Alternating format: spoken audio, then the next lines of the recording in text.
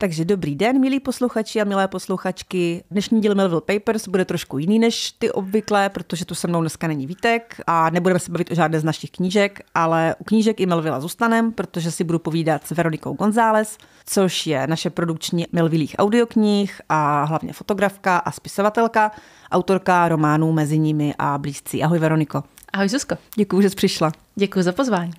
Já bych se první zeptala na jednu věc, která mě zajímala, když jsme se poznali, kde dívka z jihomoravské vesničky vezme příjmení González. Vzala jsem si chlapce z jihomoravské vesničky. Dává smysl. Otec mého muže je Španěl, který se sem přistěhoval, zamiloval se tady a už tady zůstal. Takže ten příběh je poměrně jednoduchý. Takže máš takové exotické jméno z toho. Ano. Výborně. Já začnu tím, že jsem v jednom rozhovoru s tebou četla, že nemáš ráda, nebo že se úplně neidentifikuješ s tím, aby se ti říkalo, že jsi spisovatelka, že máš radši, když někdo říká, že jsi autorka románu, nebo že prostě, že píšeš. Kdy se podle tebe rodí spisovatel, když člověk může říkat, že je spisovatel? Jo, tohle je zajímavá otázka, protože když se zaměřím na to, kdy se rodí ten spisovatel, tak já si vlastně myslím, že jsem spisovatelka byla vždycky. Že přesto, že si tak jako neříkám z nějakého jako studu nebo z toho, že mám prostě jako imposter syndrom, tak tím, že jsem ty příběhy si tvořila v hlavě, psala jsem je potom už na papír, já jsem se snažila hrozně brzo číst, taky se mi to povedlo předtím, než jsem šla do první třídy, jenom proto, abych mohla vyjádřit nějaký ty své myšlenky, které jsem měla a abych ten svět nějak popsala prostě fyzicky na ten kus papíru do sešitu. Takže vlastně možná jsem byla spisovatelka tak nějak vždycky. Jaké byly tvoje literární začátky? Nejdřív jsem psala... Lidi si myslí, že jsou to pohádky, že jako třeba děcka hodně píšou pohádky, ale já jsem psala spíš příběhy ze svého života, ze školy, nebo deníkové zápisky, nebo nějaký úvahy nad světem. Teď, když se třeba podívám na nějaký úplně starý zápisky z první třídy, tak je to hrozně jako úsměvný, ale vidím tam, jak jako to dítě, jak jsem ten svět vnímala, takže je to vlastně hrozně jako zajímavý výlet do minulosti. Moc jich bohužel nemám, no. Ještě nějaké máš právě? Jenom jeden deník a tam je pár zápisů, ale je to celkem jako zajímavý se na to takhle podívat jako dospělá. A kdy se zrodil nápad napsat román, nebo ta touha tam byla vždycky, abys napsal? Že ty jsi vlastně jako by první knihu napsala relativně pozdě, po 30 až? Jo, byla tam vždycky. Já jsem vlastně vždycky chtěla psát a vždycky jsem chtěla napsat knížku, ale nikdy jsem si nemyslela, že bych to dotáhla. Musím říct, že vlastně celou pubertu jsem psala a jako hodně. To byly jako hodiny strávený u počítače a ťukáním různých příběhů a tak.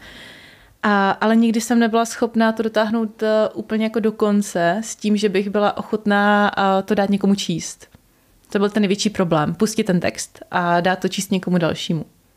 A kde jsi potom vzala tu odvahu, když jsi napsala Mezi nimi? Já vlastně nevím. Zpětně, když nad tím přemýšlím, tak už jenom dát to z ruky přečíst manželovi. To bylo jako velký krok z komfortní zóny. Ale nějak jsem si na to potom zvykla a říkala jsem si, že když ne teď, tak jako kdy. Protože fakt jako jsem potom toužila a napsat knížku a hlavně mít jako publikovanou knížku a mít knížku, kterou budou lidi číst.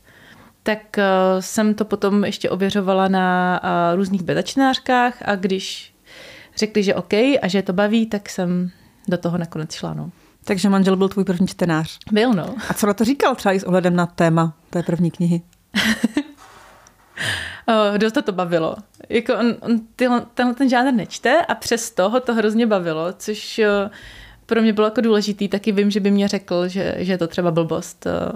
Ale jo, byl takový jako kritik, který hodnotil, jo, jestli se mu to líbí nebo ne.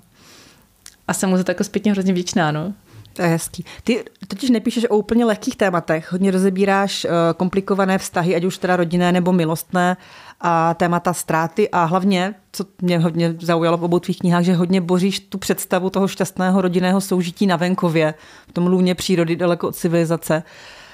Čím tě tohle téma přitahuje? No třeba v poslední době se hodně mých kamarádů chce odstěhovat na vesnici. Představují si, že si tam koupí dům, že tam budou mít ten bazén a tu zahrádku, kde jim budou běhat ty děti a bude to tam všechno prostě jako krásný a zalitý sluncem. No a potom mám samozřejmě ty kamarády, kteří z té vesnice pochází, tak my se na ně tak jako díváme a kýváme těma hlavama. A říkáme si, tak třeba se vám to podaří. Ne, vztahy na vesnici mají svou specifickou dynamiku. Jsou jako hodně uzavřený a ve městě jsou jako v podstatě stejní lidi jako na vesnici, ale nejsou si tak blízko. A dá se od nich jako udržet odstup. Když jako chceš, tak se vídáš s těma, se kterými je ti dobře. A protože tady máš jako víc lidí, kteří jsou ti sympatičtí nebo kteří sdílí nějaký tvoje životní postoje. Ale tam je to jako fakt omezený. A já jsem tam byla jako vždycky divná. Přišla jsem si jako často prostě jako to divný dítě, kterému nestačí to, co tam jako má. A baví mě to jako zkoumat a ty vztahy obecně jsou moje téma. No. Ty jsi zmiňovala, my jsme totiž nahráváme po druhé, protože poprvé se to nenahrávalo, takže teďka máme druhý pokus. A ty jsi zmiňovala dědinu Petry Dvořákové. Jo. Tak to tě nějak ovlivnilo třeba v tom psaní? Jo, když jsem četla Dědinu, tak to byl ten moment, kdy mi došlo, že ta zkušenost s tou vesnicí a s tím životem v ní může být do určité míry univerzální. Protože když jsem tu Dědinu četla, tak já jsem úplně viděla ty lidi, který jako znám a viděla jsem, že ty postavy jsou úplně živý a když jsem se o tom bavila s někým, kdo na té vesnici nikdy nežil, tak třeba říkal, že je to knížka, která se mu od Petry třeba líbila nejmíň, protože mu přijde jako už jako moc, jo, že se to tam jako takhle dít nemůže, že je to parodie v podstatě na život na vsi, ale není. Jako všechny ty situace, když jsem četla to o té zabíjačce, to bylo úplně vlastně jako geniální tím, že jsem si říkala, jo, tyhle ty lidi já všechny znám, tohle to je ono. A možná by to mohlo být i moje téma, možná bych prostě mohla taky psát o svých zkušenostech s žitím na vsi. Tohle byl i můj pocit, protože já taky z vesnice nejsem, já jsem teda z malého města, ale to má taky jinou dynamiku, ale vím, že když jsem právě četla mezi nimi, tak se mi to moc líbilo, ale říkala jsem si, jestli už to není trošku tam jako ten milostný vlastně čtyřúhelník, čtverec, úplně, jestli už to není trošku jako přehnaný, ale ty teda říkáš, že není. No, je to tak, že se na nebo to, co já vím, tak jako, že se děly i jako horší věci třeba, jo, nebo šílenější, víc jako telenovelové věci, než to, co já jsem popsala. Ale jako chápu, že pro člověka, který v tom nežil, tak mu to může připadat jako, že to je přitažený za vlasy. Ale já fakt můžu říct, že jsem nenapsala nikdy nic, co bych neviděla nebo o tom neslyšela z nějakých důvěryhodných zdrojů nebo u toho jako nebyla. S čímž souvisí otázka, kterou tady pokládal náš markeťák. A co z toho, kolik z toho, co píšeš, si fakt zažila? A nebo někdo třeba jiný a vyprávěl ti to? A do jaké míry je to fikce? A do jaké míry je to teda třeba nějakým způsobem, ne úplně autobiografické, ale že to pochází ze skutečného života, ty příběhy? Pro mě je hrozně důležitý psát o tom, co znám. Co nějak mě zasáhlo, co je něco, co je mi jako blízký. A já bych to asi úplně jako nedovedla vyfabulovat, takže se snažím nějak zkompilovat zážitky a pocity a tohleto všechno do těch knih, do těch příběhů, co píšu, ale nedá se říct, že bych prostě napsala příběh jako 1:1, takhle se to stalo, to by asi nikoho nezajímalo, protože prostě když se to děje během 10 let, tak se to nějak musí prostě se sumírovat, aby to bylo trošku dramatický a zajímavý pro ty čtenáře, takže na co jsi to vlastně původně ptala? Ano, takhle do jaké míry to jsou věci, které jsi zažila. Takže zažila, ale trošku si je vlastně upravuješ, aby to bylo zajímavější pro knížku. Rozumím. A mám tu ještě jednu otázku od našeho společného kamaráda Filipa. Ahoj Filipe, zdravíme tě. Která se týká toho, když začínáš psát knížku. Jak to děláš? Jestli máš konkrétní představu o tom, jak ten příběh bude, že to máš v hlavě jako šachistka na 64 tahů dopředu, anebo jestli trávíš půl roku tím, že si děláš osnovu a pak to osázíš nějakými texty, které máš třeba nějak bokem nebo ještě třeba nějak úplně jinak? Ne, já píšu úplně od začátku tak, že mám postavy. Mám v hlavě postavy, vím, který postavy tam budou, jaký budou mít charakter, jaký mezi nimi jsou vztahy a podle toho se potom nějak odvíjí ten příběh. Ale je pravda, že často sednu k tomu Wordu a dívám se do toho, začnu psát a píše se to jako samo, jo? Že ani nevím třeba, co bude za scénu. Já vím, kam bych to chtěla směřovat, jakou mám třeba myšlenku, ale jakým způsobem nakonec k tomu dojdu, tak to často netuším. A vím, že někdo to má třeba úplně jinak, že si dělají osnovy, protože, nebo nějaký ty moodboardy, nebo tady ty tabulky a všechno. Já to vůbec nemám, já nejsem schopná to vést, jo. Takže i když si zapisuju nějaké jako myšlenky, vlastně si je nikdy nezapisujete.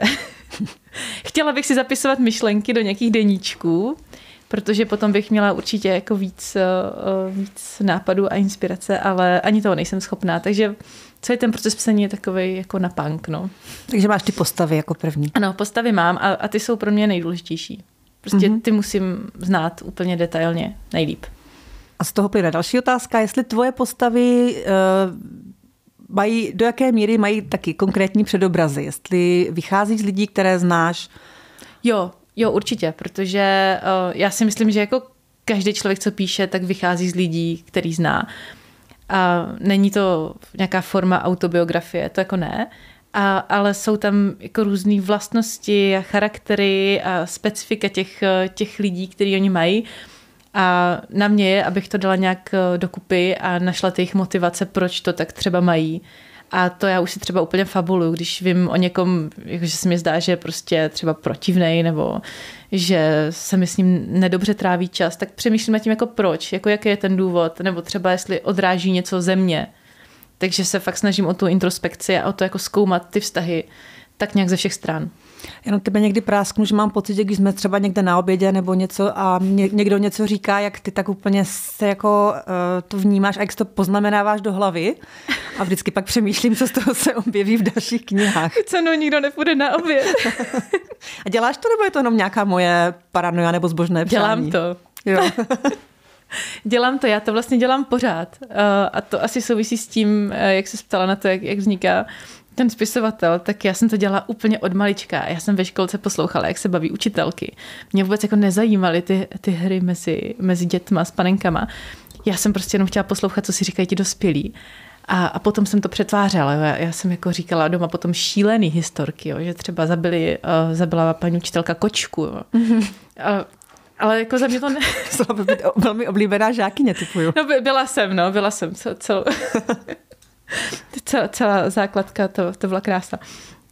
No, ale já jsem to vlastně jako nemyslela vůbec zle. Pro mě ten běžný život byl takový jako šedej, že jsem si chtěla ho zpestřit a ani si jako nemyslím, že bych lhala, že to bylo spíš jako zbožný přání, aby se něco jako dělo. A pořád mě to jako běželo hlavou, takže doteď, když slyším, jak někdo něco říká, tak spíš vyhodnocuju, co neříká. To je někdy mnohem jako důležitější. Poznávají se lidi ve tvých románech? Hlavně ti, kteří tam nejsou. Jo. Jo, tak jo, hledají se. Tak myslím si, že i já bych se hledala v knize někoho, koho třeba jako dobře znám. Mm-hmm. A hrozně by mě jako zajímalo analyzovat myšlenkový pochody toho člověka, když to psal, jo, takže z téhle stránky to chápu, že to lidi dělají, ale většinou tam nejsou, protože já znám jako tolik lidí, že kdybych tam měla dát každého zajímavého člověka, tak to asi úplně nezvládnu. A byla z toho někdy třeba zlá krev? Jakože že někdo měl pocit, že jsi ho nějak vylíčila tam a ať už tam poznal nebo nepoznal, nebo ať už tam byl nebo nebyl, že on se tam jako našel, tak že třeba z toho byl nějakým způsobem naštvaná? Ne, to se mně nestalo, protože právě ti lidi, co tam jsou a mohli by mít jako pocit, že se o nich nepíše moc hezky, tak ti se nepoznávají. Nebo to nečtou. Mm-hmm. Takže vlastně win-win. Super. A jsem si všimla, nebo tak mám pocit jedné věci a to je, že píšeš primárně o ženách, tvoje hlavní postavy jsou primárně ženy a muži nejsou líčení úplně v pozitivním světle. Buď jsou to slaboši, anebo to jsou takový jako násilníci, řekněme trošku, nebo prostě muži, kteří nejsou úplně sympatičtí. Je to tvůj úmysl, nebo respektive děje se to, nebo je to spíš můj pocit? A jako zpětně, když jsem se nad tím zamyslela, i jsme se o tom bavili jako s redaktorkou, s Terkou, tak jo, ti muži jsou si hodně podobní. Jsou fakt slabí. Není tam asi jako žádná úplně pozitivní mužská postava, kromě teda manžela Magdy z první knihy, který byl docela oblíbený u žen. To jsem... A v druhé knize ještě ten Pája, ten malý chlapeček. Ano, ten chlapeček, no. Ten má šanci. Ano, ten si myslím a doufám v to, že z něho vyroste vynikající mladý muž, silný. Ale no, je to pravda, no. Jsou to takové postavy, které nejsou jako muži s velkým M. Myslíš, že se dočkáme takové nějaké pozitivní, silné postavy? Mužské? Já si říkám, že možná někdy, ale potom by možná nebylo o čem psát, že jo. Když by ta postava byla jako sebevědomá správně a byl by to takový ten muž, co má ty green flags a ne red flags, tak co bych o tom psala? To je pravda. A ty teda, co se týče toho psaní, tak ty máš 2 děti a práci na plný úvazek a tu první knihu si psala v covidu. Jak to děláš? Jakože kdy píšeš, jak to stíháš, na úkor čeho například? Na úkor domácnosti, to rozhodně. U nás je opravdu chaos, jakože velký chaos. A to i přesto, že si s mužem jako ty práce dělíme nějak rovnoměrně, tak protože on je taky chaotik a taky má spoustu projektů, který dělá a nedokončuje jako já. Takže u nás je to fakt jakože velký bordel. Někdy. Já už si tam zvu jenom k nám lidi, o kterých vím, že to chápou, protože pozvat si tam asi někoho takhle random by nebylo úplně dobrý. Třeba Marie Kondo. Jo, no, tak na to často přemýšlím, no. Co by na to tam řekla. Ale ne, tak jako jsou to priority. Já když mám čas, když vím, že třeba mám teďkom 2 hodiny a vidím, že tam jako je prostě jako nepořádek, ve kterém nedokážu fungovat, tak se prostě jako zvednu a jdu pryč, jdu do kavárny a zavřu za sebou dveře.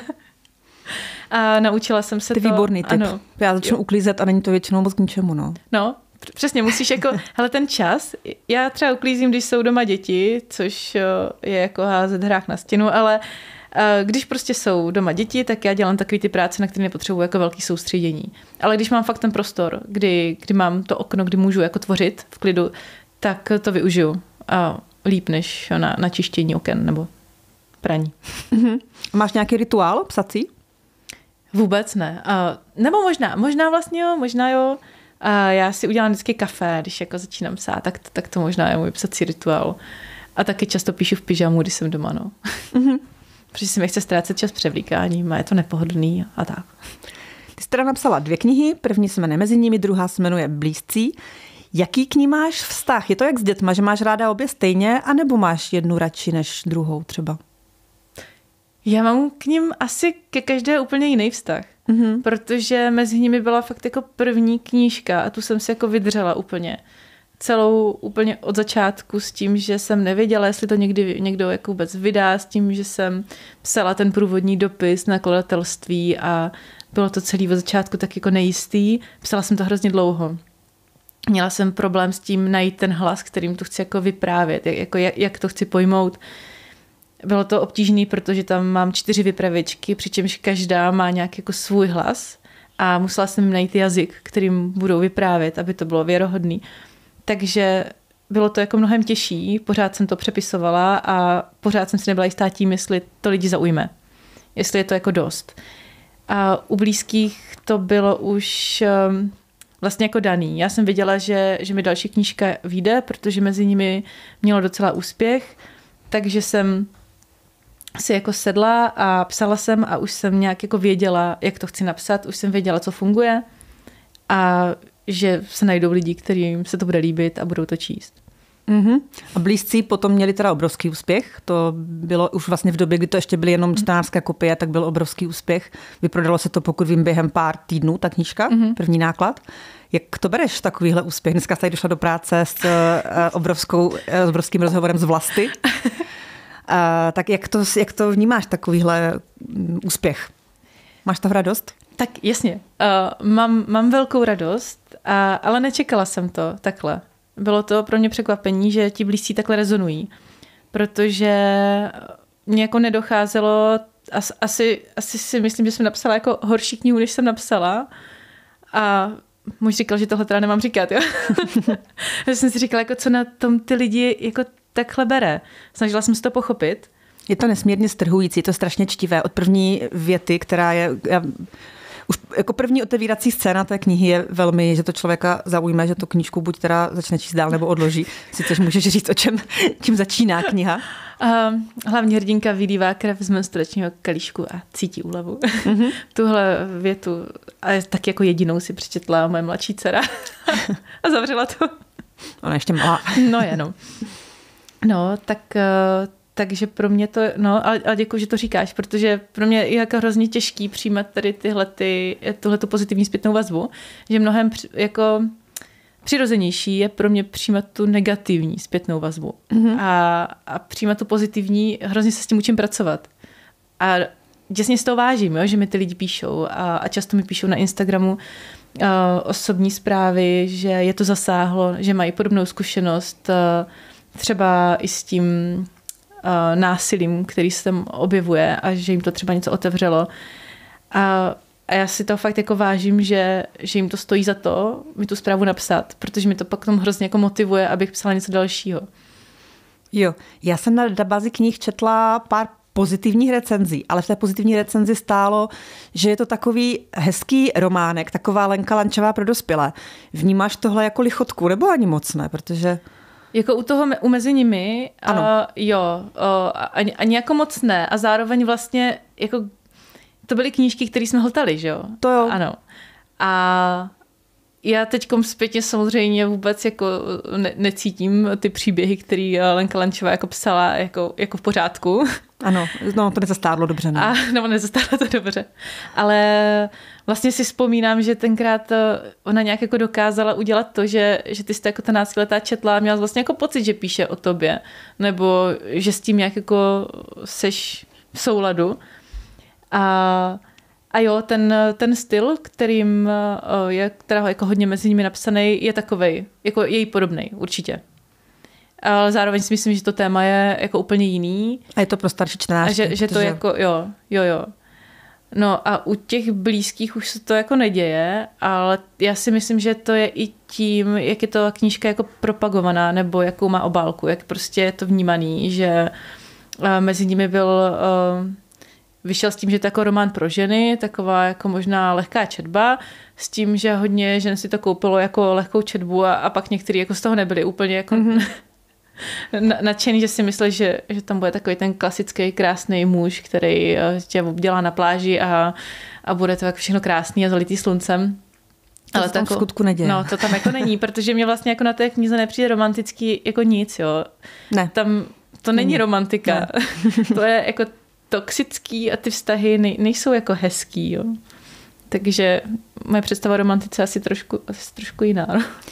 A v té druhé knížce ty potom píšeš hodně otevřeně o tématech, o kterých se moc vlastně nemluví. Vlastně už ty tu knížku uvádíš jako motto, to má něco, pokud to pamatuju, nevěra není, když si hraješ s tělem, ale když předstíráš lásku. Což už když jsem začala, jsem říkala, aha, tak to bude asi jako hustý. A mně to přišlo vlastně na některých místech, jsem si i říkala, už jsem tě v té době teda znala, že jsem si říkala, že jsi hrozně jako odvážná, se takových témat pouštíš a vlastně tak niterně vlastně jako otevíráš. Nemáš strach, že se tím jako odhaluješ, že se činíš nějakým způsobem zranitelnou? Třeba, že kdyby i někdo na to měl negativní, jestli tě to třeba nějakým způsobem neovlivní, nezraní nebo tak? No tohle jsem paradoxně víc řešila u té první knížky. A že jsem jako věděla, že můžu dostat jako zpětnou vazbu na ty postavy, z nich některými třeba byly blízký hodně. Žila jsem s nima dlouho a hlavně hodně jako lidi hledají ten názor toho autora, jako že si myslí, že to, co říká ta postava, je názor toho autora nebo autorky, což jako tak jako není, že jo, protože jsou tam různý postavy. Ale vím, co myslíš a jo. Ale zároveň si myslím, že je důležitý tohle dělat, že je to nějak jako přesah, že tím, že se nějak odhalíš, tím, že prostě něco přiznáš, že vytáhneš na světlo nějakou jako myšlenku, která je v tobě a normálně by si třeba neřekla jako ani svojí nejlepší kamarádce, protože že to jako není hezký, ale zkusíš to, jdeš s tím ven a ty lidi to čtou a vnímají, že jim říkáš nějakou pravdu, že jsi autentická. Že se nesnažíš jako něco úplně jako vymýšlet nebo jít na city, na dření proto, abys byla zajímavá, ale že jako je to něco, co třeba řešíš nebo někdo v tom okolí řeší. Možná to právě proto rezonuje v těch lidech a proto se jim ta knížka tak líbí, protože nelíčí jako tak, jak by to mělo být podle společenských norem, ale tak, jak se to reálně děje, protože se všichni tváříme, že některé věci se nedějí a všichni žijeme hrozně v pořádku a krásný život, ale přitom málo kdo žije perfektní a ideální život a pod tím povrchem se dějou ty různé věci, o kterých ty píšeš. Jo, já mám ráda, že ty postavy jsou hodně barevný, že nejsou černobílí a myslím si, že ani ta Jarka, která jako v zásadě takový jako koncept, to je taková velmi negativní postava v té druhé knize. Tak kdyby tam měla nakonec víc prostoru, tak by i třeba lidi začali i nějak jako chápat, i když rozhodně nezaslouží omlouvat, tak by možná došlo i nějakého jako pochopení. A nakonec, nebudeme spoilovat.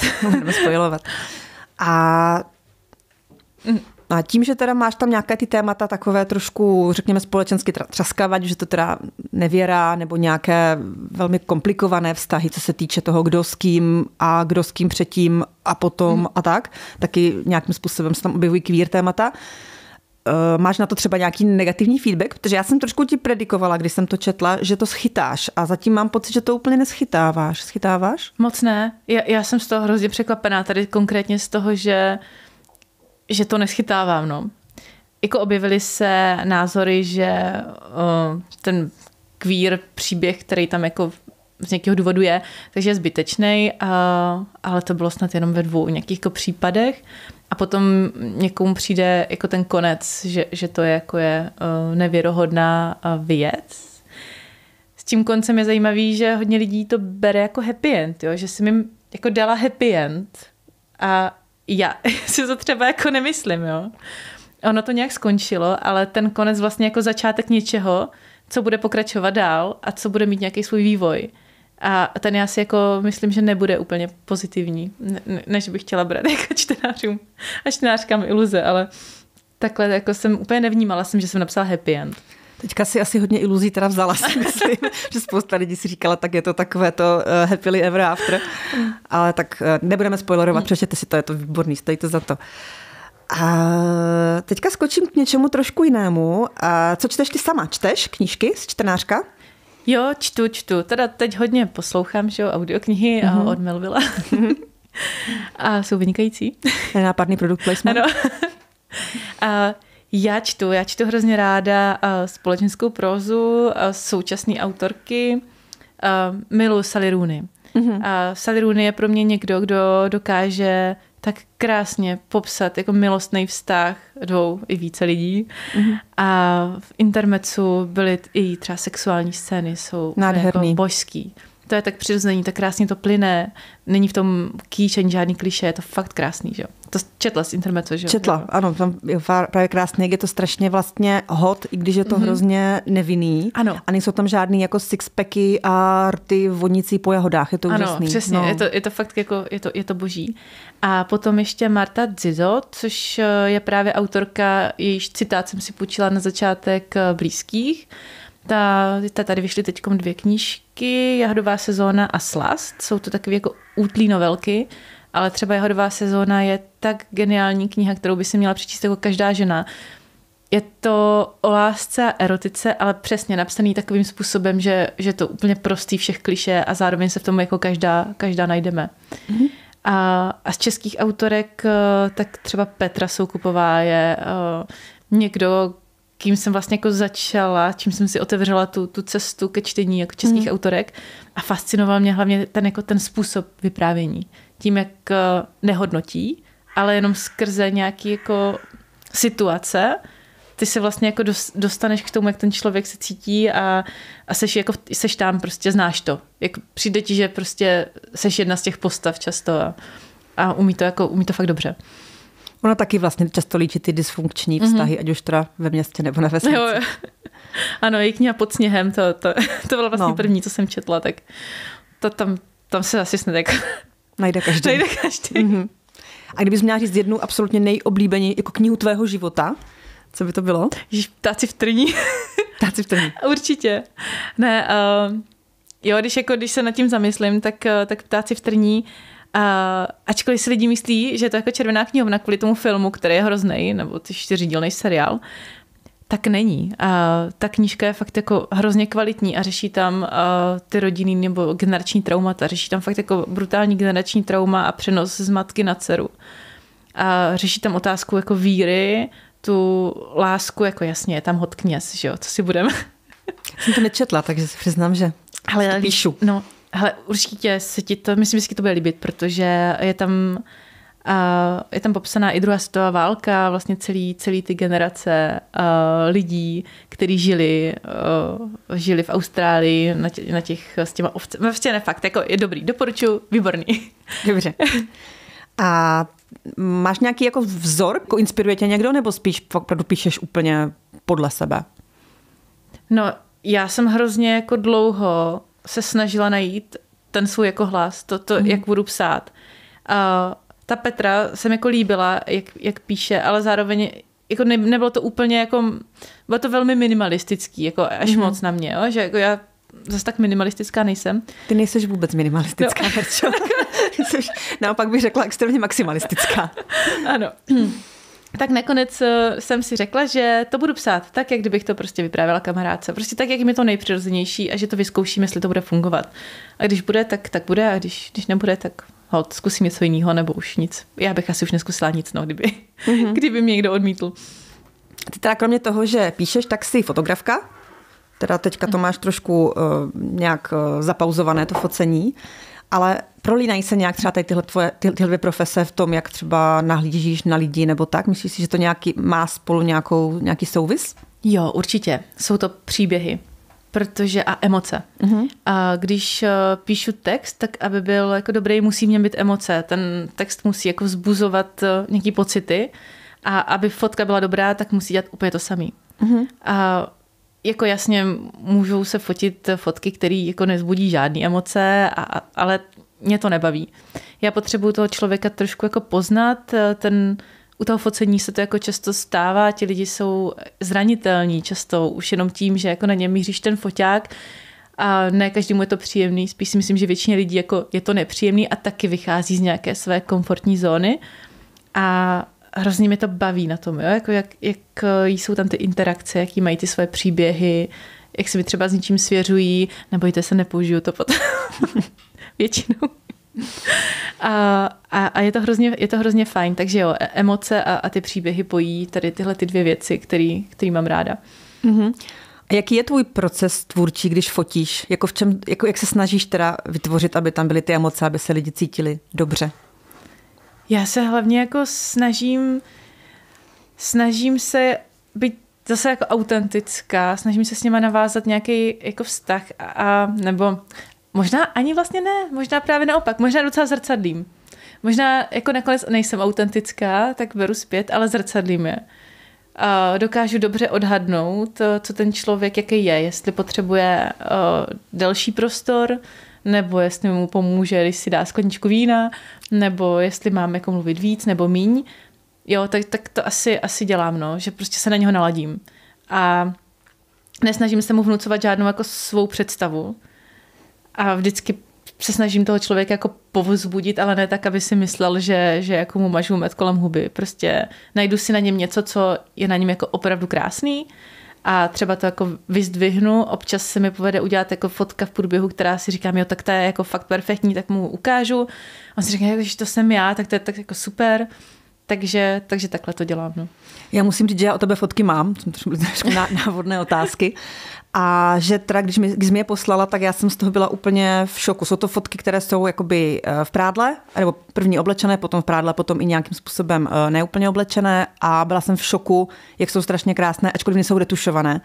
A opravdu jsem z toho vlastně do teďka úplně jako vedla z těch fotek. Ty jsi krásná. No. Děkuju. Každý je krásný. Ano, každý je krásný, ale ty jsi speciálně krásná. A takhle já to dělám. Takhle to Verča dělá. Opravdu doporučuji, pokud byste někdy chtěli vyfotit, tak s Verčou se fakt nemusíte bát.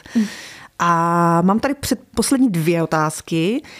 Máš nápad na další knihu? Píšeš teďka něco? Jo, píšu. Já jsem teď byla pár dní sama doma, což se mi nepodařilo asi jako 10 let být 4 dny sama doma. To bylo skvělý. A tak jsem se rozhodla, že už jako, že začnu psát A hlavně co? Mám pracovní název, můžu to asi říct. Můžeš. Jo, chtěla bych, aby se to jmenovalo Míjení a bude to o lidech, kteří se jako hodně míjí a spíš než v citech, tak v možnostech. Bude to taková hutná záležitost asi. Jsem velmi zvědavá. Těším se. A máš představu, kdyby to mohlo vyjít? Nebo jak jsi na tom? No, já si myslím, že to zvládnu napsat tak za rok, pak, no tak do roka a půl asi zase. Já na sebe nechci úplně jako tlačit v tom, že já vůbec jako nedávala bych, kdybych prostě musela psát určitý počet slov denně a tak. Já na to fakt potřebuji jako specifickou atmosféru, nebo pocit. Já potřebuji mít fakt jako pocit, že to chci ze sebe nějak jako vysypat. Že si to jako nedokážu si určit, hele, tak teď jako začneš psát a napíšeš to tehdy a tehdy. Ale když už to přijde, tak je to většinou jako docela rychlý. Třeba blízci byli venku fakt rychle ze mě. Jo. Jako 2 měsíce trvalo napsat ten první draft a potom už jsem jenom jako přepisovala a dodělávala a takhle. Ale jako jinak celkově to trvalo třeba rok, jo, i s tím, že jsem musela si jako různý věci ujasnit, co tam bude a jak to nakonec jako skončí. Tak se velmi těším. Tak Verčo, tak já děkuji moc, že jsi přišla a že jsi tak hezky odpovídala a přeju ti hodně štěstí v psaní i tady v Melvillí práci. Můžeš nám třeba ještě říct, na čem momentálně pracuješ v Melvillu, na jaké knize? Jo, teď momentálně natáčíme Nexus a bude to fakt pecka, protože už teď ty první nahrávky jsou úplně skvělý, takže na to bych se určitě těšila. A super komunikátoři vyšli nedávno a ti jsou taky úplně vynikající, takže to taky moc doporučuju. Fakt se to krásně poslouchá. A ještě teda jedna otázka z těch audioknih. Jsou tvoje knihy jako audioknihy? Blízcí a mezi nimi? Blízcí se teďkom natáčí jako audiokniha a mezi nimi ne a nevím, jestli budou někdy mít, spíše asi ne, ale blízcí budou, takže se můžete těšit. Super, tak díky moc, měj se hezky, nashledanou. Já taky děkuju, tak jo, měj se, ahoj.